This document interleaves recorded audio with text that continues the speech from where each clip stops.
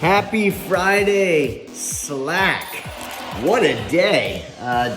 Some days it be like that. We had to make some critical decisions this morning to try and get trucks on the road. I had some early trucks, that needed staffing at the last minute due to call outs. And hope everybody's all right out there, has a good weekend, gets rested up and comes back 100%. Thank everybody for stepping in on those routes like team players. It is very tough to try and have to jumble that board around. I know how frustrated you guys get. I care about that. So it hurts to know that people are frustrated with me about that. I'm doing my best.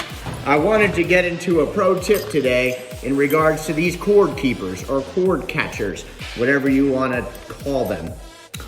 These are absolutely necessary to have installed in every single range that we have, in every single rider that we have, in every single appliance that we have where the cord has to be attached.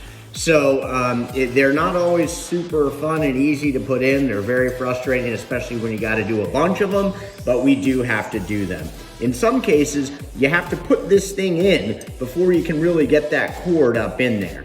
So you just take both of these pieces. You want to make sure that you have the smaller hole in the back because that's where the screw head is going to catch and stay firmly. You put them up in there and then you can wiggle that cord through and yank it up. Well, don't yank it, just pull it. And then in some cases, you can get that cord in there and slip these in first. It all depends on how wide that hole is, if you have a punch out, and whether or not it's got sort of that double, reinforced metal. So those can be tricky.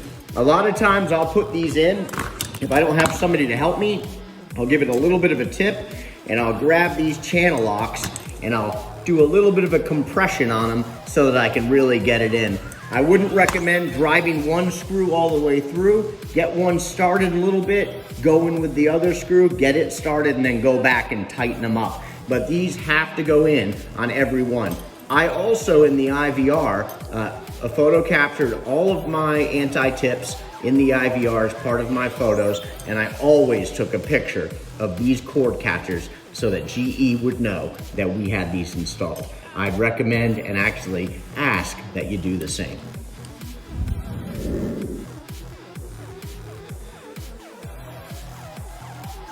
Hey Howie, Let me stop you for a second. Yeah. How important is it to have fun on the job? Oh, a lot of fun. A lot of fun, right? Yeah. We want to be safe, we want to be professional, but we want to have fun, right? And not get hurt. And not get hurt. I agree. Guys, I know most of you know this stuff, and if you do, if it doesn't apply, let it fly. But I did talk to a couple of our newer road team members, and there was some confusion about what this is. This is a ground strip that can totally come out when we have a 4-wire cord. The reason being, this green wire is the ground, and that's gonna screw in right underneath where this was. These are super easy to get out. You got some hand tools, just crank those screws a little bit. This will drop down. All right, then you can take this bottom one out because obviously that's gonna be where your white wire goes. And then you can just wire this with your ground in. In the case that you have a 3-wire, you're gonna wanna keep this ground strip attached. That's gonna act as your ground. And then 1, 2, 3. When you're putting these wires on, remember, we always wanna have copper out.